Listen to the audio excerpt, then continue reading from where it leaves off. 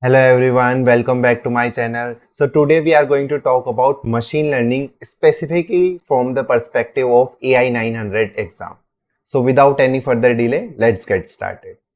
So let's start with the supervised machine learning. So it has generally from the perspective of exam specifically, it has consist of three models. It can be categorized into three models: regression model, classification model, and time series forecasting model.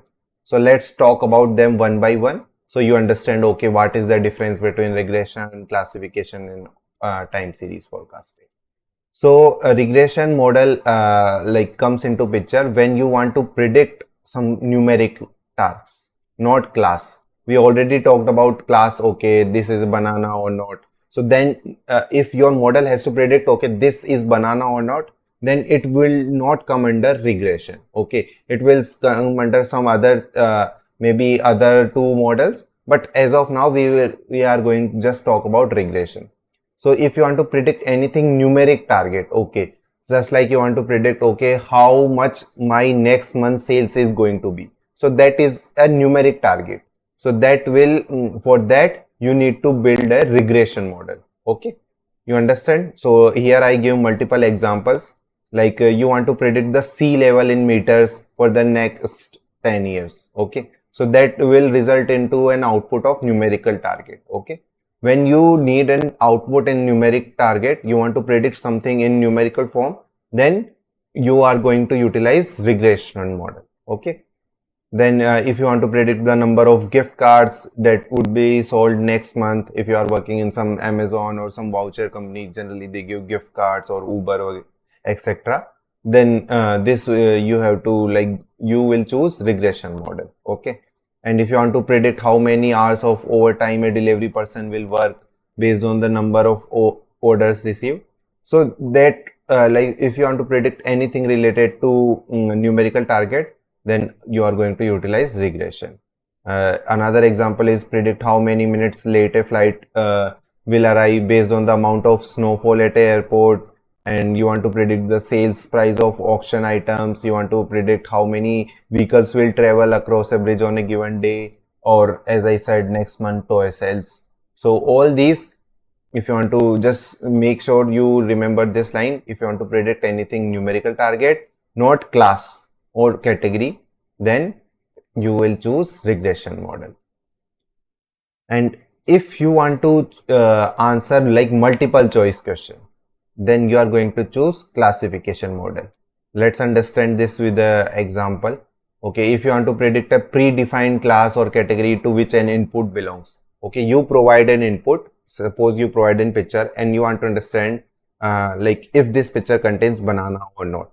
Okay, so that means you for that to predict, okay, if this image contains banana or not, that will be only classification model will be able to predict that, not regression model. Okay, when you have to answer multiple choice question, just like we have two options here, yes or no, like multiple options are available, and it you want answer to that particular question, then you are going to utilize classification model. Okay, another example is if a banking system want to predict, okay, whether a loan will be repaid or not. You want to like check, okay, if this person will be able to repay the loan or not, then the option will be yes, either he will be pay or he will not be able to pay. If the answer will come yes, then you will, okay, you will pass on the that particular stage, okay, we can give loan to this person, because according to our AI predictions, and because it calculates in its model, like, okay, this person will be able to repay your loan. Okay, and if you want to predict whether a student will complete a university course or not, or you want to it also utilize classification model is also utilized in early detection of different like diseases like brain hemorrhage in the images before like any like doctor or medical practitioner review them.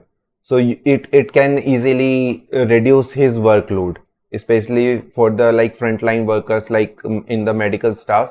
It is a like really game changer if you are going to utilize the classification model.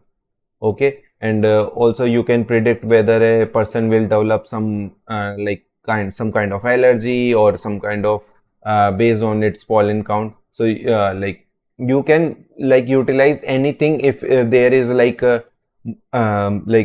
options of getting multiple answers, then you are going to utilize classification, because it classify, okay, it classify it in a yes category or it classifies in a no category, okay, as it based on the deep learning techniques. Okay, so I have explained with you multiple example. If you want a numerical target, then you are going to utilize regression model.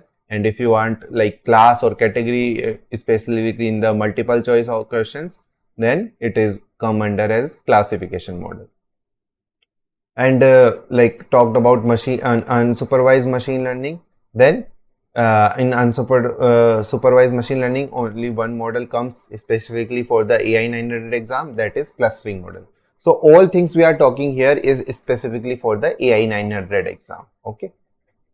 And so clustering model we are going to utilize when you want to find some similarities between something. So let's also understand this with an example. When you want to cluster unlabeled data into groups based on some common properties. Okay, so like there are some there are some photos you have, and you don't have label on it. Okay, what kind of photos are those? But you want to like classify based on some properties. Okay, if it has 4 legs, then you will classify all these images, group them, you will just group them, cluster them, and put into a single category. And you want to like only the animals with the 2 legs only you want to put into another category. Then these grouping you can do using clustering model. Okay, so as already talked about, you can group instance of data that contains similar characteristics. That characteristic you can choose. And let's understand this with an example. Suppose you want to organize documents into group based on the similarity of text contained in the document. Suppose like there are documents of different languages, so you want to segregate them and like organize them properly. Okay, these are documents in English language, these are documents in Hindi language. So that you can do with the help of clustering model. Also, you can group similar patient based on symptoms and diagnostic results. So there will be like you can make segregate the groups of cancer patients or brain hemorrhage patients and etc. You can segment customers into different group to support marketing department. You can use to identify group of people who have similar purchasing habit. So you can recommend the same content to them or same kind of them, or make a community out of it, so that you can utilize it. And you can identify the computer model that always have a failure. Suppose in your you are working in an infrastructure team and you want to identify, okay, what computer model is basically lead to a failure. Okay, if you see like all Windows computer system are failing generally, so you will try to next purchase not Windows system, maybe some other operating system like Linux or Mac OS.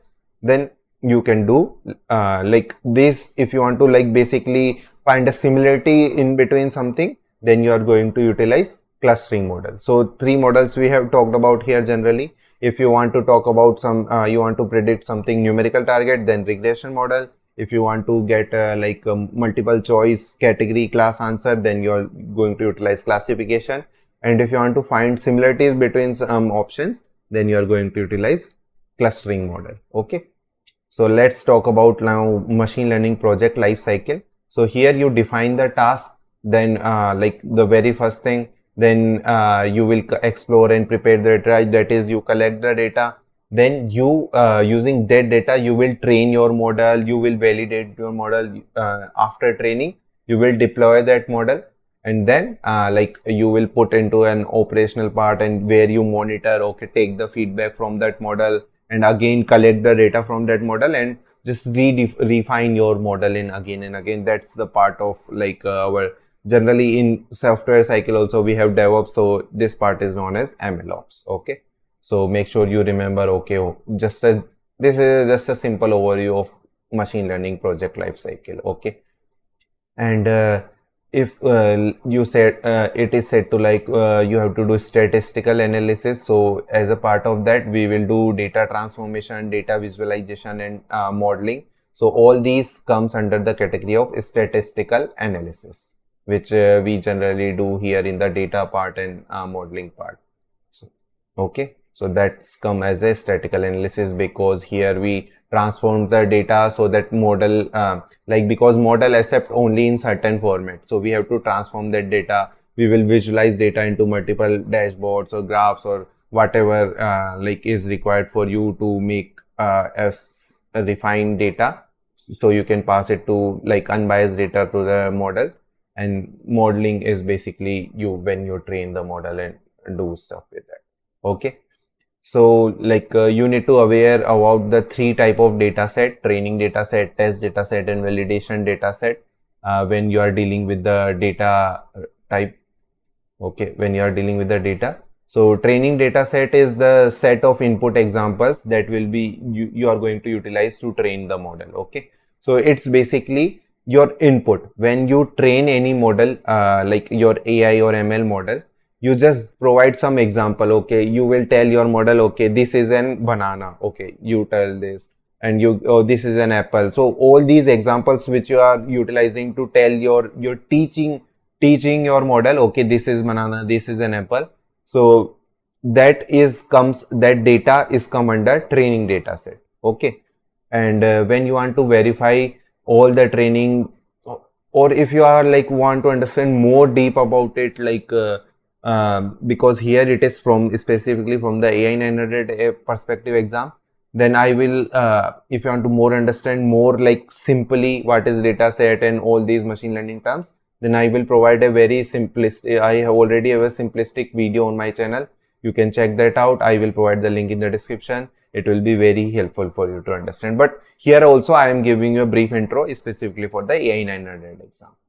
Then like to check, okay, whatever the training data you have used here in the training data set while training it, so you want to verify that, okay, it is correct or not, then you are going to utilize test data set.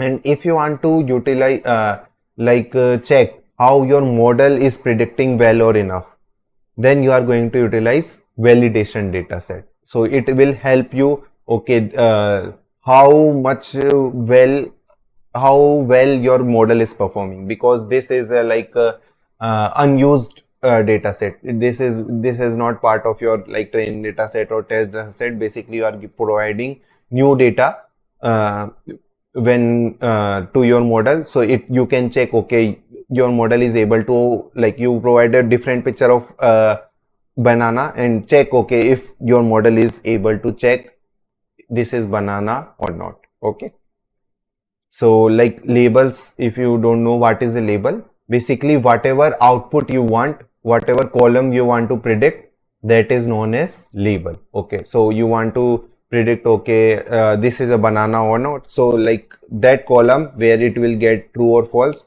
so that column will known as label. Okay, the basically model output value or class we have talked about.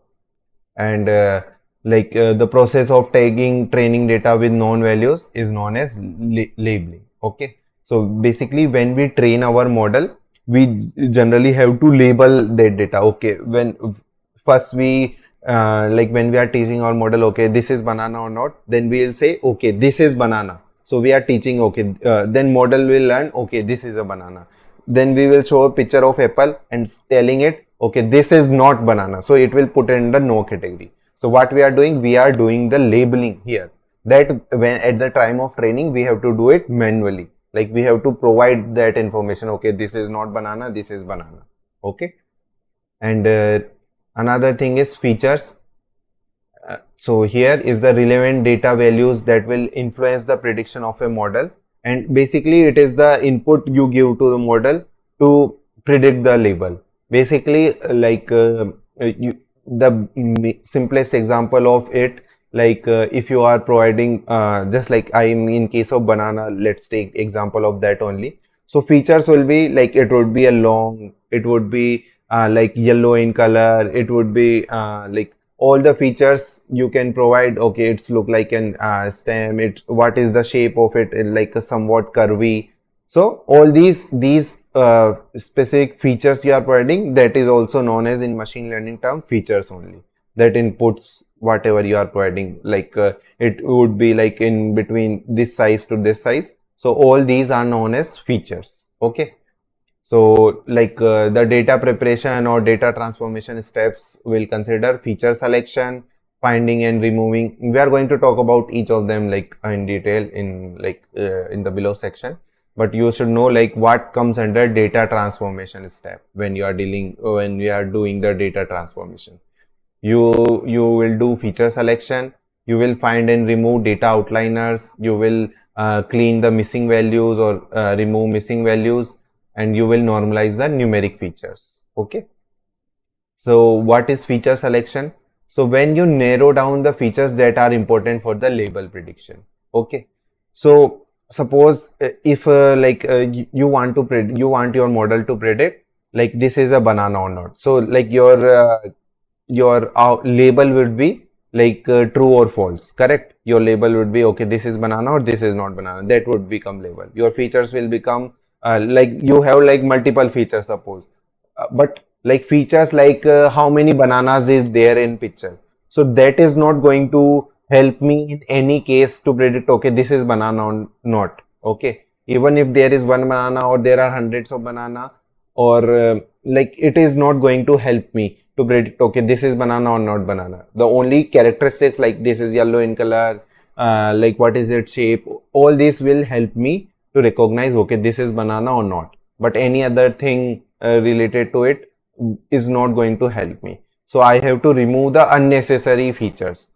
Okay, so let's understand this with another example. When you like picking temperature and pressure to train a weather model. Okay, so uh, so that is like when I have to train a model for weather prediction, then I will need these two things only. Rest, what is the day today? Suppose I will tell okay today is Monday, so that's well my weather will become this. That is definitely unnecessary feature which I am providing it, because weather does not depend on day, it depends on temperature, what is the current temperature and what is the pressure and other factors like what is the humidity. Then based on that I can predict what will be the weather. Okay, so that will help me to weather. But unnecessary feature, what is the date today, what is the day today, or anything related to it will be unnecessary. So I have to remove this and do like a good feature selection. Okay, and another important term is feature engineering. So like it is the method of creating new features based on like from the raw data.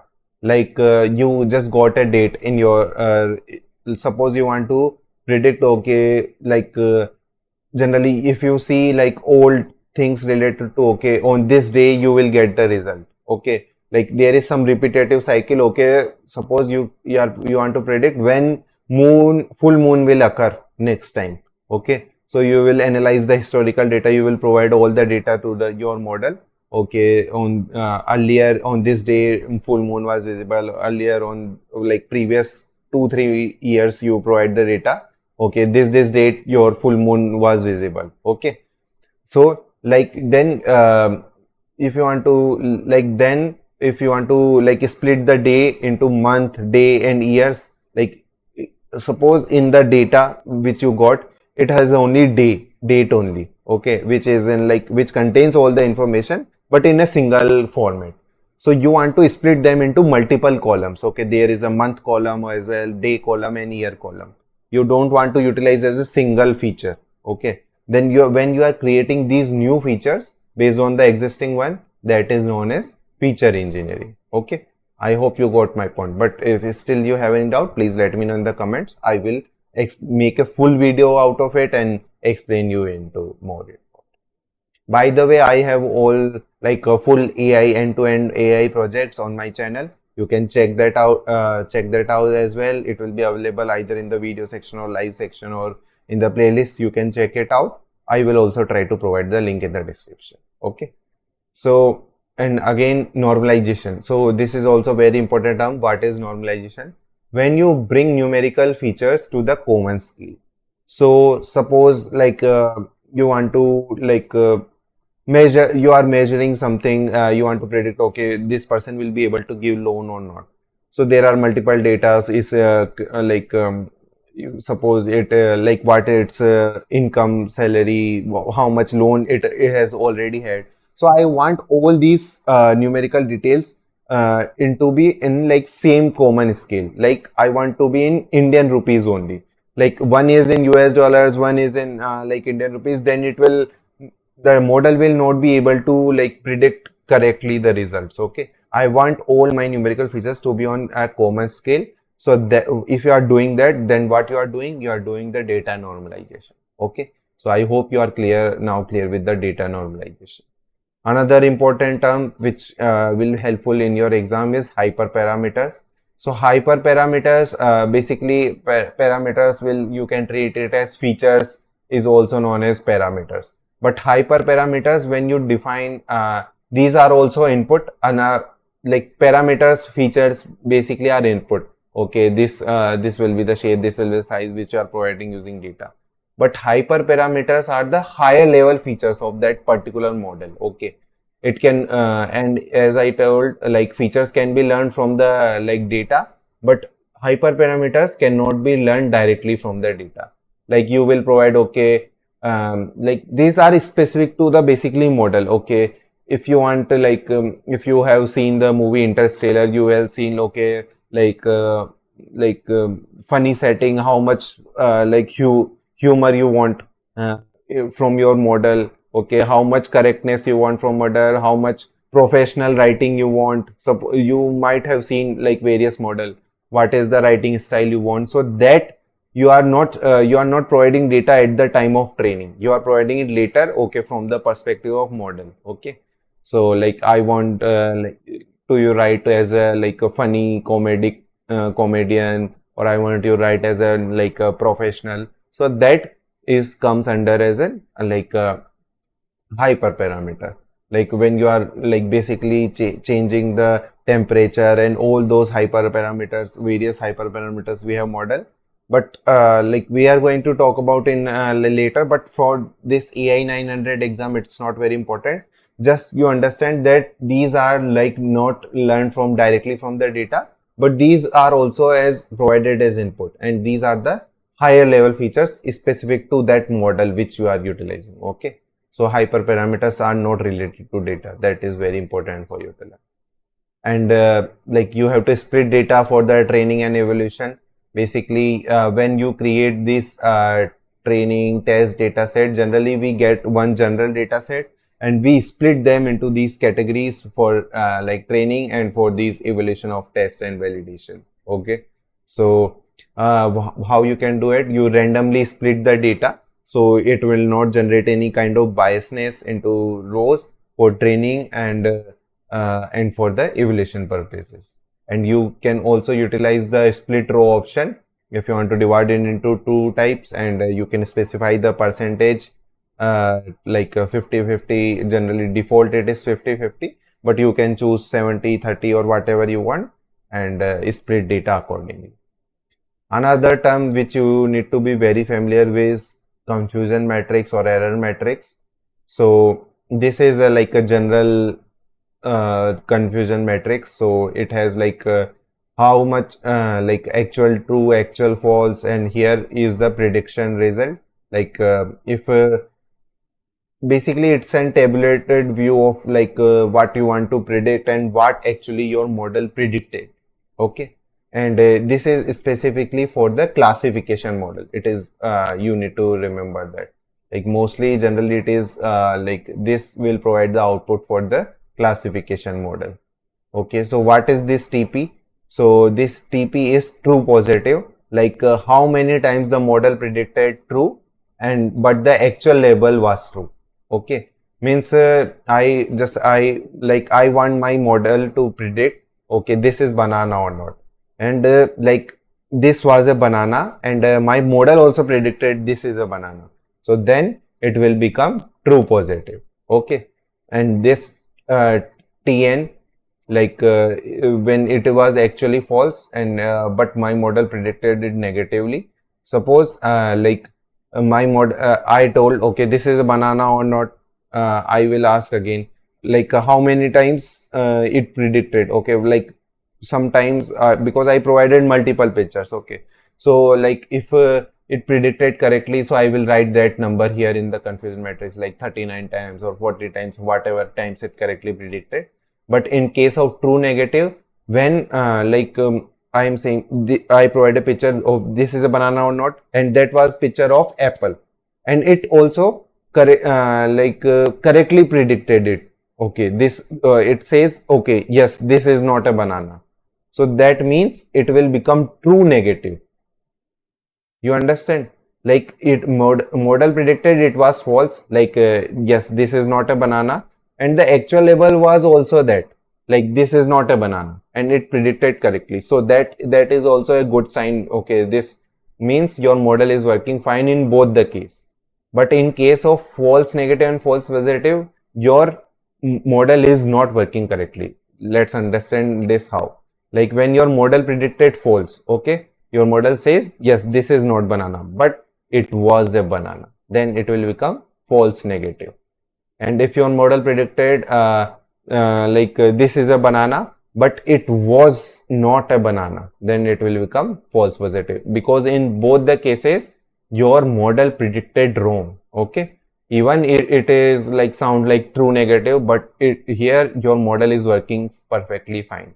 Means it whenever it was true, your model predicted true, and whenever it was false, your model predicted false. Okay, but in case of false negative, false positive, your model was not working correctly. So you can see like it will represent it like this in terms of error matrix or confusion matrix. Okay, so by this way you can identify okay how much percentage your model is working fine, or how much your model is still remain to be work, or you have to refine your model. Okay, and the size of confusion matrix is number of possible classes, how many, just like here in our case, yes or no only. Like I want to see okay this is true or false, so like I will get 4 by 4 matrix. But like as we already talked about it, like using classification model you can answer multiple choice. So like if you have different options, like you have 4 5 like here in our case we have only 2 options, yes,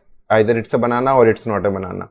But if you are taking another case which has like multiple categories, okay, either it can be belongs to category 1 or category 2 or category 3, category 4, then size will also become more for this like confusion matrix, and it will equal to the like size will become like if you have 3 options, like it can belong to category 1, category 2 and category 3, then your matrix will also become 3 by 3. Okay, just like here the matrix is 2 by 2. Okay, I hope you got it. And model evaluation, what is model evaluation? When you are examining the values of confusion matrix and you like utilize the different data set, then training data set, like test data set, validation data set, to basically evaluate your model. So that will help you to do that. And we already talked about like which like a model will help you a student to complete a university course. Please let me know in the comment section. This is just a question. We already talked about it, like which model will help a student to complete will help us to find out like a student will complete a university course or not. Okay, and now how will you can like basically evaluate a regression model is working fine? What are the metrics for it? So these are R2, which is also known as coefficient of determination, and RMS loss or RMSE or RMSD. So it has different name. This is just one term, this is another term. So these are the 2 metrics. Third matrix is mean absolute error. Fourth matrix is relative absolute error, and last one is relative squared error. So all these metric name at least you should be aware. However, these type of questions are now decreased, but they are still coming, and there are still chances of like in some, for you might get like more than 10 questions based on it, because these questions are randomly generated for each person. Okay, so you should be prepared for it. So what is this mean absolute error? So it will produce a score like how close the prediction are to the actual outcome. Okay, like a lower better score is better, right? Because if you like what are the actual outcomes, okay, if the like if it is correctly, your model is able to correctly predict, okay, yes, this is able to like these are the like these are not bananas, and your like your model also predicted these are not bananas. So then your mean absolute error will become less, right? Because this basically belongs to an error. So the less will be error, the better your model will become. Okay. Another thing is RMSE, that is root mean squared error. It will basically summarize the error in the model. Okay. So you can find it out by squaring the difference between the over prediction and the uh, under prediction. Basically, is this regards the difference between over prediction and under prediction correctly, and it is the square root of the square mean of errors between predicted and actual values. Another one is relative absolute error. So it is the relative absolute difference between expected value and the actual value. Okay, so all these what we are talking about here, it is belongs to the regression model. Okay, which basically predicts the value in a numerical format. Okay, so that's why it I hope it making sense to you, like what is the relative absolute difference between what is the expected what you are expecting and what is the actual values you get. Okay, this is relative because the mean difference is divided by arithmetic mean. Okay, so this generally does not like come like by difference and all like literally into the exam, but at least you should be aware about all these keyword. Okay, these are the metrics available, and what does actually it represent. Okay, it is the relative absolute difference between expected and actual values. And relative squared error is the like when you normalize the total squared error of the predicted values by dividing the total squared error of actual values. Okay, this is very important. Coefficient of determination, we already talked about it. It is also known as R squared or R2. So here it represents the predictive power of the model. Okay, and it can contains value from 0 to 1. If it gives out the value of 0, that means model is randomly generating the result. It does not make any sense. And 1, when it gives a perfect fit, like every time it is giving the perfect answer. So generally model does not have value 1 if it is like generally if we get the in real world we get COD as 1, then we think like there is some error or like we are providing just same data to the model. Okay, because it like no model will generally predict like all things correctly. Okay, but it should definitely not be 0 because it does not make any sense, and just providing without any checking anything, it just give throwing out result anyway. Like if suppose it, you can understand, if if model says okay this person will be able to repay the loan, then it each time it should say okay yes this person will able to pay the loan if you provide the same data. It should not like one time it is saying yes he will be able to pay the loan and next time it is saying no it will not be able to pay the loan. So that should not be the case. Okay, basically it represents the model performance, and however you should remain caution when you are interpreting these R2 values, as low values can be entirely normal, like even if it is like closer to 0, that's perfectly fine, and high values also can be can be seen as suspected. As I give an example, like if it is like perfectly 1, then you are like providing exactly same data. That's why like there is some issue when you are training that model. Okay, and like you should be also aware about this predicted versus true chart. So basically this chart shows the relationship between the predicted value and its correlated true value for a regression problem. So all the matrices we are talking about, it is specifically for the regression model, and the closer it is to the x equal to y line, the predicted values, and the better accuracy of for your predicted model is. So when x and y, like in the graph you see like x and y values, so the closer it will be the predicted values are to this, then the like better accuracy of your model. You can see okay yes this is a like better accuracy for my model. By seeing that graph you can check the accuracy for your model. Okay, now let's talk about how you can evaluate the classification model. So it also has certain matrices like F1 score, which is also known as balance F score or F measure, then accuracy matrix, precision matrix, recall or sensitivity metric, or true positive. So these are just like another name for one metric which are written in single line. Okay. And another one is ROC or AUC, receiver operating characteristic or area under curve. Okay, so let's talk about one by one. So accuracy basically defines, wait,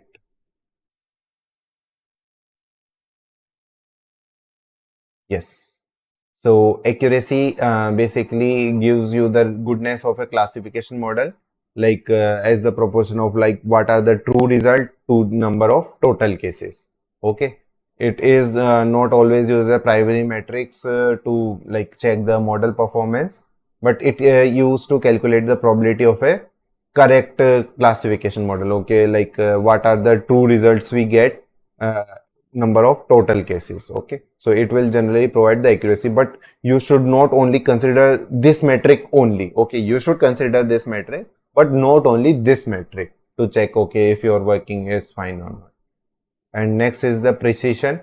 So it is the proportion of true result over the positive values. Okay, so my true result are, okay, if it was true and my model also predicted true, then it will become true false, true positive, sorry, then divided by the number of positive results, like true positive plus false positive. Okay, so that will become my precision, how precise my model will be. Okay, another thing is what is the sensitivity of my model. So you can check it by fraction of total amount of relevant instances that were actually retrieved, and the formula is written here, you can check it out. Another metric is F1 score. So it is the weighted average of precision and the recall, which we have talked about here, between 1 to 0, and the ideal score will be 1. Okay, and its formula is something like this. You can check it out. It generally does not come like directly into the exam, but at least you should be aware as an AI/ML engineer, you should be aware how you are going to calculate the F1 score or how generally it calculated. Next metric is AUC, or we also talk about ROC, it's another name. So it measures the area under the curve, which plotted like with true positive on y-axis and false positive on x-axis. It basically measures the quality of model prediction, and irrespective of what the threshold is chosen for the classification, its ideal value is 1. And for binary classification model, so binary classification model is when you have only two choices, just like yes and no. Okay, classification model can predict like any like multiple choice of classes or categories. But if you have like binary classification model, then AUC is equal to and you will get the AUC as 0.5. That means it is making random prediction. Okay, and below 0.5, that means it is worse than random also, like it is giving you very bad results. Okay, and next is like how you are going to evaluate the clustering model. So you can use these metric: combined evaluation, number of points, average distance to cluster center, average distance to other center. So these are the ways, these are the metrics to evaluate the clustering model. Okay, and how you can evaluate the custom vision evaluation matrix. So that is like you can use the precision matrix, recall metric, and like average precision metric. This is specifically for the AI-900 exam I am telling you. And what is this? We already talked about recall and precision. So let's talk about what is this average precision. So it is the combined metric of both precision and recall. So that will give you an output as average precision. Okay, so and next thing you should know about vectorization. So what is this vectorization? When you captures the semantic relationship between the words by assigning them to location in n-dimensional space. So basically you vectorize it so your model will understand it better, and it can do tasks much more easily, because like model will generally don't understand the like actual meaning behind the words. Okay, so if you want to capture that relationship, semantic relationship, meaningful relationship between those words, then you will do the vectorization. Okay, and if you want to normalize words before counting them, then it is known as limitation and streaming. Okay, so then it is known as limitization and streaming. And if you want to do the frequency analysis, basically just count how many times a word appear in text. So that is known as frequency analysis. And if you extend that frequency analysis to include multi-term phrases, okay, you want to include the that word to be included as a include multi-term phrases into it as well, then it is known as n-grams. Okay. Next part, we are going to discuss about generative AI. It is going to be our last session of this AI-900 series, and it is going to be very important for us. So I hope you enjoyed this video, and we are about to end this series. Our last video will come up very soon. I hope if you still have any doubt, please let me know in the comment section. I hope you are enjoying this series. Make sure to like this video, subscribe the channel, and share with your juniors and colleagues. Bye bye.